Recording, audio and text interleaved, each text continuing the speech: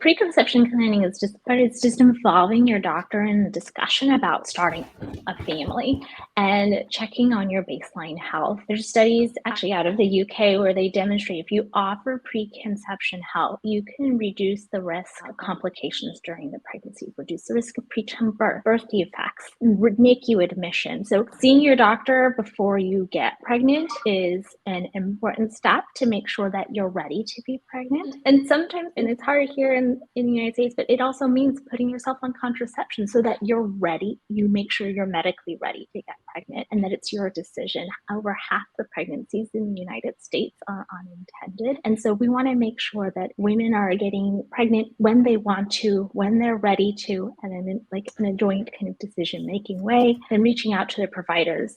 Women are getting pregnant later. There are also medical advances where other women are getting pregnant with medical conditions. And so it's good to check, are the medications I'm taking safe? I wouldn't stop any medications without talking to a doctor. There's always safe options for pregnancy, but checking to make sure that the medications that you are on are safe for getting pregnant. Or checking your family history. Are there genetic conditions that predispose you or your baby to any complication? And you can always meet with a genetic counselor. There's a myriad of genetic tests out there that you and your partner could do together to see what kind of risks you might encounter when you approach pregnancy. And then also just seeing if you have any predisposing factors. We know that patients who have a history of diabetes in the family are more likely to be diabetic themselves, and that also puts them at a risk for developing gestational diabetes during the pregnancy. And we also know that coming into pregnancy with a healthy weight, diet also can affect pregnancy outcomes. So patients with a higher BMI,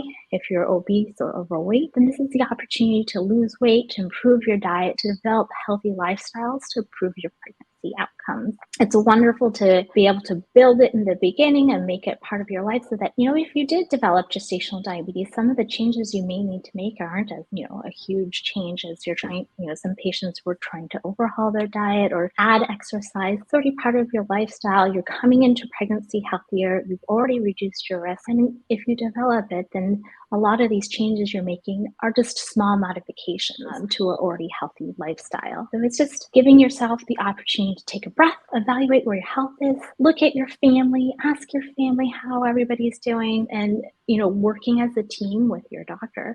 People say that raising a baby is a village. It takes a team to take care of you and your baby, and it's always a great idea to start that journey early and to involve your doctors early. But like I said, I don't stop any medications because you're worried. The whole goal is to make sure you're healthy coming in. So, if you have high blood pressure, check to make sure your blood pressure medication's okay. Don't stop it because we don't want your blood pressure high. But there are alternatives we can put you on that are appropriate for pregnancy. So working with your doctor to make sure that you're ready in a safe way for pregnancy.